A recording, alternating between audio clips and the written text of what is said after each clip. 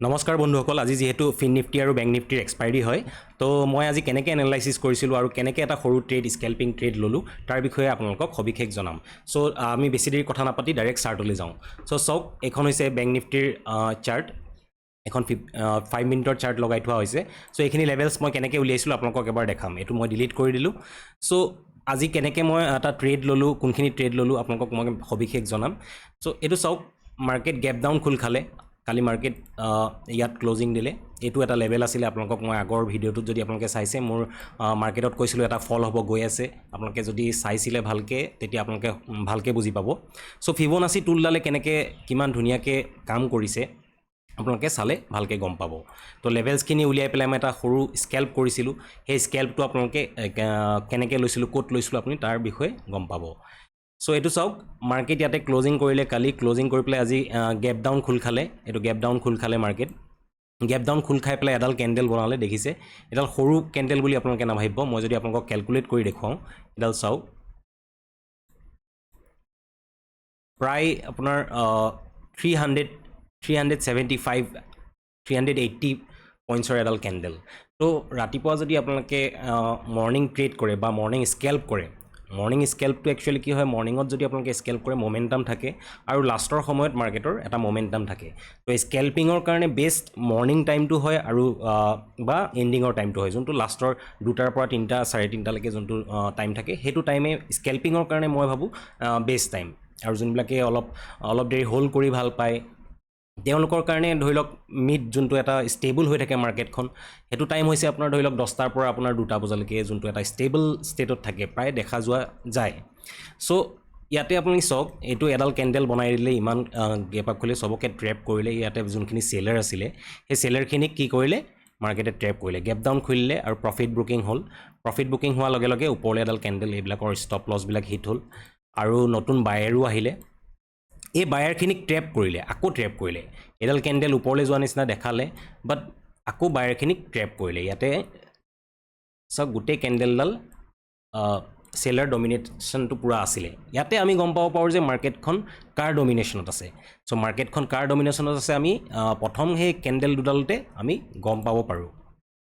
চ' এতিয়া মই আপছাইডৰ কাৰণে ট্ৰেড চাবলৈ মই বেছি প্ৰিফাৰ নকৰোঁ, কাৰণ মাৰ্কেটত ইমান এটা বুলিছ মুভমেণ্ট অহাৰ পিছত সেই গোটেই কেণ্ডেলডাল চাওক, গোটেই কেণ্ডেলডাল কভাৰ আপ কৰি দিলে। চ' কি কৰিম, মই এডাল ফিপ টুল ইউজ কৰিম। এই ফিপ টুলডাল ইউজ কৰি দিলোঁ। তো ওপৰৰ এই হাইটোৰ পৰা তলৰ ৰঙা হাইটোলৈকে, ল'টোলৈকে মই ড্ৰ কৰি দিলোঁ। তো এইখিনিলৈকে লেভেলটোতো আমি পাই গৈছিলোঁ ন। তো এইখিনিলৈকে লেভেল যিহেতু পাই গৈছিলোঁ, ইয়াৰ পৰা ইয়ালৈকে মই ড্ৰ কৰি দিম। মই ট্ৰেড ক'ত ল'ম আপোনালোকে চাব। এইটো ট্ৰেড ৰিভাৰ্চেল, যোনটো ট্ৰেণ্ড ৰিভাৰ্চেল বুলি কয়। ট্ৰেণ্ড এটা গৈ আছে, তাৰপিছত ৰিভাৰ্চেল সৰু স্কেল্প এটা কৰিছিলোঁ মই। তো এইটো মই টানি দিলোঁ। এইটো কি হয়, গল্ডেন ৰেচিঅ'ৰ লেভেল হয়। দেখিছে মাৰ্কেট ক'ত গৈছে, ক'ত গৈ পেলাই ৰিভাৰ্চেল হৈছে। তো গল্ডেন ৰেচিঅ' লেভেলৰ ওচৰত এডাল ৰিজেকশ্যন কেণ্ডেল বনালে। কি বনালে, ৰিজেকশ্যন কেণ্ডেল বনোৱাৰ কাৰণে, এই কেণ্ডেলডালৰ কথা কৈছোঁ, এই কেণ্ডেলডাল ৰিজেকশ্যন কেণ্ডেল, এই জোনটোত ৰিজেক্ট কৰিলে। তো ৰিজেক্ট কৰাৰ লগে লগে মই এটা সৰু ট্ৰেড ইয়াতে ইনিচিয়েট কৰিছিলোঁ। তো এই পইণ্টটো কিহলৈকে মই ল'লোঁ চাওক, যোনটো এইটো আছিলে 0.382, এই লেভেলটোলৈকে মই এটা ৰিভাৰ্চেল সৰু ট্ৰেড ল'লোঁ। দেখিছে, ইয়ালৈকে মাৰ্কেট আহিলে, মই ইয়াতে প্ৰফিট বুক কৰিছিলোঁ। মোৰ জাষ্ট সৰু স্কেল্প এটা আছিলে। বাট মাৰ্কেটত তেনেকুৱা স্কেল্পিং আপুনি তেতিয়াহে কৰিব পাৰিব যেতিয়া আপুনি বহুতখিনি ইয়াৰ ওপৰত নলেজ লাগিব। আপুনি ধৰি লওক মাৰ্কেটত মোমেণ্টামটো আছে নাই, সেইটো গম পাবলৈ হ'লে আপোনালোকে গম পাব লাগিব। যদি মোমেণ্টাম নাথাকে, আপোনালোকৰ স্কেল্পিং কৰিলে আপোনালোকৰ হয়তো লছে হ'ব, তাতে এক্সপাইৰী ডে দিনা। তো ইয়াত বহুত ফাষ্ট হ'ব লাগে। আপুনি যদি কিবা এটা বাই কৰিছে, ছাপ'জ 100 কোৱাণ্টি বাই কৰিছে, তো বাই কৰি পেলাই চেল কৰিবলৈ খুব ফাষ্ট হ'ব লাগিব। আই কৰ্ডিনেশ্যন, হেণ্ড আই কৰ্ডিনেশ্যন বহুত ফাষ্ট হ'ব লাগিব, তেতিয়াহে আপোনালোকে স্কেল্পিং কৰিব পাৰিব। আদাৰৱাইজ আপোনালোকে স্কেল্পিং মই প্ৰিফাৰ নকৰোঁ। আপোনালোকক স্কেল্পিং কৰিবলৈ বিগিনাৰ্ছখিনিৰ কাৰণে কৈছোঁ যে আপোনালোকে যদি মাৰ্কেটত আহিছে, নতুন আহিছে, স্কেল্পিঙৰ কাৰণে নাযাব। ই বহুত ফাষ্ট হয়। ফাষ্ট মমেণ্টাম আপুনি কেটচ কৰিব পাৰিব লাগিব, তেতিয়াহে আপুনি স্কেল্পিং কৰিব। আদাৰৱাইজ আপোনালোকে হোল্ড কৰিবলৈ ট্ৰাই কৰিব। আদাৰ ষ্টপ লছ, আদাৰ টাৰ্গেট, এইটো বস্তু যদি আপোনালোকে মেইনটেইন কৰে, দেখিব 10টাৰ ভিতৰত আপোনালোকৰ 6টা বা 7টা ট্ৰেড আপোনালোকৰ হয়তো আপোনালোকৰ লছ হ'ব পাৰে।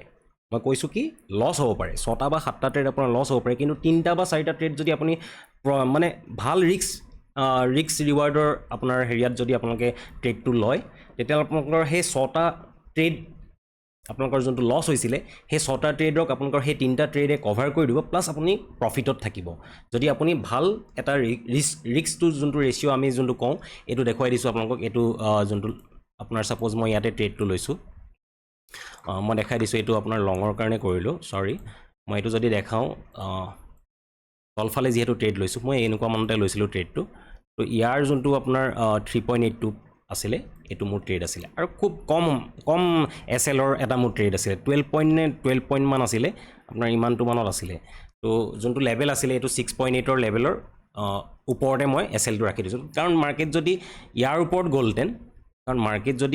গ'লহেঁতেন চাওক মই দেখাই দিছোঁ আকৌ এবাৰ চ' মাৰ্কেট যদি এই 0.618ৰ ওপৰত যদি গ'লহেঁতেন তেতিয়া মই মাৰ্কেটৰ পৰা এক্সিট কৰি দিলোহেঁতেন এইটো মোৰ এটা সৰু ৰিভাৰ্চেল ট্ৰেড আছিলে আজিৰ দিনটোত আৰু মই ট্ৰেড কৰা নাই যেহেতু আজি এক্সপায়াৰী হয় মই ভাল ট্ৰেডো দেখিছোঁ বাট মোৰ যদি ছেটআপ মতে নবনে মই ট্ৰেড নকৰোঁ মোৰ ছেটআপ মতে মই পালোঁ এইটো ট্ৰেড চ' সেইটো কাৰণে মই এইটো ট্ৰেড কৰিলোঁ তো ছেটআপ যেতিয়ালৈকে আপোনালোকৰ ছেটআপটোৰ মতে যদি নবনে যধে মধে আপোনালোকে ট্ৰেড কৰিও লাভ নাই যদিও এক্সপায়াৰী হ'ব পাৰে তেনেকুৱা এক্সপায়াৰী সদায় আহিব তো ইয়াত প্ৰফিট কৰাটো বা লছ কৰাটো ইম্পৰ্টেণ্ট নহয় আপুনি ট্ৰেডটোৰ লজিকটো নজনাকৈ যদি আপুনি ট্ৰেড এটা লয় তো আপোনালোকৰ হয়তো এদিন দুদিন প্ৰফিট হ'ব পাৰে কেতিয়াবা গুচি যাব পাৰে কিন্তু 10 দিনৰ ভিতৰত আপোনালোকৰ 8 দিনে লছেই হ'ব চ' সদায় এটা আপোনালোকৰ যোনটো লজিক হয় ট্ৰেডটো লোৱাৰ প্লেনটো কি ট্ৰেডটো কেলৈ লৈছিলোঁ মই সেইটো যদি আপুনি গম নাপায় তেতিয়া আপোনালোকে ট্ৰেডটোত লছ হোৱাৰ সম্ভাৱনা বেছি থাকে আৰু মোৰ আগতীয়াকৈ নিৰ্ধাৰিত আছিলে যে মোৰ ষ্টপ লছ কিমান হ'ব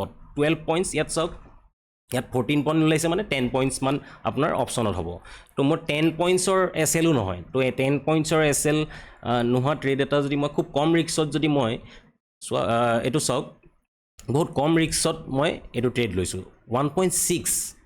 1.6 স্কেলপিঙত 1.6 মানে বহুত ন' ডাউট বৰ বেছি পইণ্টছৰ নহয় বাট স্কেলপিঙত সিমানকণে বহুত তো এইটো আছিল মোৰ ট্ৰেড তাৰপিছত এতিয়া মাৰ্কেট কি কৰি আছে চাওক মাৰ্কেট ইয়াৰ পৰা ৰিজেকশ্যন লৈ পেলাই এতিয়া বৰ্তমান মাৰ্কেট তললৈ আহিলে আৰু তললৈ আহিলে এই কেণ্ডেলডালে ওপৰলৈ গৈ পেলাই কিন্তু ইয়াতে কি হ'ল মই যদি ইয়াতে প্ৰফিট বুক নকৰিলোহেঁতেন লগালগ প্ৰিমিয়াম ডিকে হ'লহেঁতেন ইয়াত চ' মোৰ এইটো লেভেল আছিলে মোৰ লেভেলটোৰ পিছত মই ৰখি থকা নাই মোৰ লেভেলটো যেতিয়া টাচ কৰিছে মোৰ টাৰ্গেটটো যেতিয়া টাচ কৰিছে চ' মই টাৰ্গেটটো এচিভ কৰিছোঁ মানে মোৰ টাৰ্গেটটো আৰু মই গ্ৰীড কৰি থকা নাই যে আৰু অকণ ৰখি দিয়াহেঁতেন আৰু পালোহেঁতেন চাওক মাৰ্কেট ইয়াৰ পৰা গৈ পেলাই আৰু ফল হৈছে তো মই এইকণ মই মাৰ্কেটক এৰি দিব লাগিব এইকণ যদি মই ধৰিবলৈ যাওঁ মোৰ কেতিয়াবা হয়তো লছ হৈ যাব পাৰে যদি মোৰ টাৰ্গেট এইটো হয় তো মই এইখিনিতে বুক কৰিম মই আৰু গ্ৰীড কৰি পেলাই ৰখি নাথাকোঁ যে আৰু তললৈ আহিব মাৰ্কেট মই আকৌ ট্ৰেড কৰিম তো সেইটো এটা বেয়া চাইক'লজি যদি আপুনি ট্ৰেড কৰে আপুনি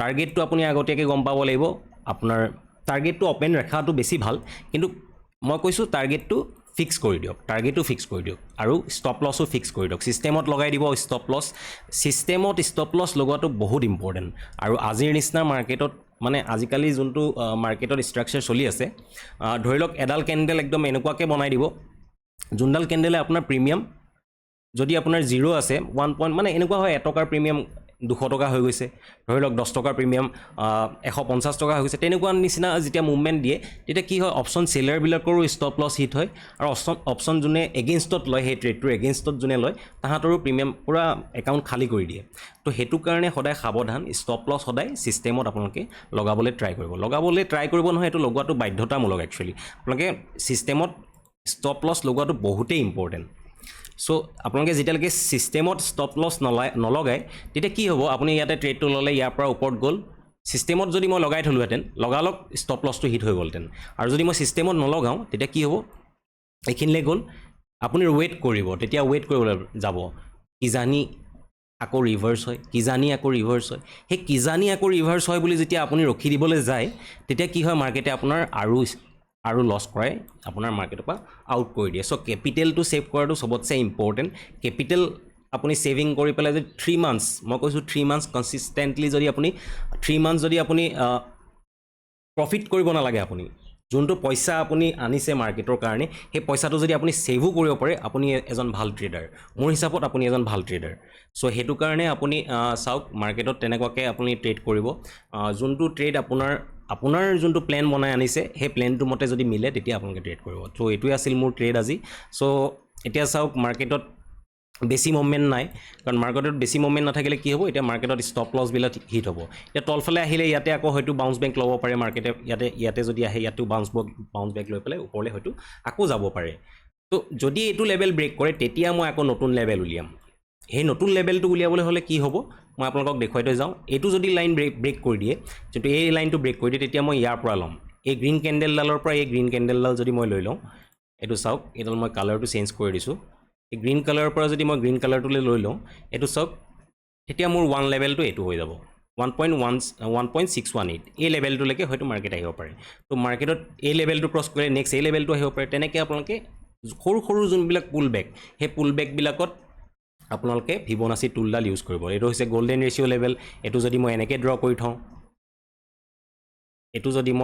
কৰি থওঁ চাওক মাৰ্কেটে কি কৰি আছে 0.618ত ৰিজেকশ্যন লৈ আছে 0.618ৰ ৰিজেকশ্যন লৈ আছে যদি এইটো ব্ৰেক কৰি দিয়ে তেতিয়া হয়তো মই কল ছাইডৰ কাৰণে ভাবিব পাৰোঁ কিন্তু কল ছাইডে চাওক ওপৰফালে কি আছে ষ্টপ লছ আছে এই ওপৰৰ ষ্টপ লছখিনি ল'বলৈ হয়তো মাৰ্কেট ওপৰফালে হয়তো যাবও পাৰে তো মই তেতিয়াহে হয়তো ট্ৰেড ল'বলৈ মই ইচ্ছা কৰিম যেতিয়ালৈকে এই 5 লেভেলটো যেতিয়ালৈকে ব্ৰেক নকৰে বা এই লেভেলটো যেতিয়ালৈকে ব্ৰেক নকৰে যোনবিলাক অলপ কম ৰিস্ক লৈ পেলাই কাম কৰিব বিচাৰে সেই তেনেকুৱা ট্ৰেডাৰৰ কাৰণে 0.382 যদি লেভেলটোত ক্ৰছ নকৰে তেতিয়ালৈকে আপুনি হয়তো ট্ৰেড ইনিচিয়েট কৰিব দৰকাৰ নাই কাৰণ এইটো এটা ৰেজিষ্টেঞ্চ নিচিনাকৈ কাম কৰিব ইয়াতে সবেই চেলাৰবিলাকে ইয়াতে ৰেজিষ্টেঞ্চ নিচিনাকৈ কাম কৰিব এইখিনিত ৰেজিষ্টেঞ্চ ল'লে তো 0.618ত এইটো গল্ডেন ৰেচিঅ' লেভেল হয় এই গল্ডেন ৰেচিঅ' লেভেলটোত চাওক ৰিজেকশ্যন লৈ আছে মাৰ্কেটে তো আহিলে তললৈ আহিলে কিমান তললৈও ইমান যে এটা ডাঙৰ মুভ দিব এতিয়া মই সেইটো নাভাবোঁ যদি দিয়ে এইটো ক্ৰছ কৰিলে আপোনালোকে ইয়ালৈকে টাৰ্গেট ল'ব পাৰে চ' মাৰ্কেটত আৰু বেছি টাইম নাই যিহেতু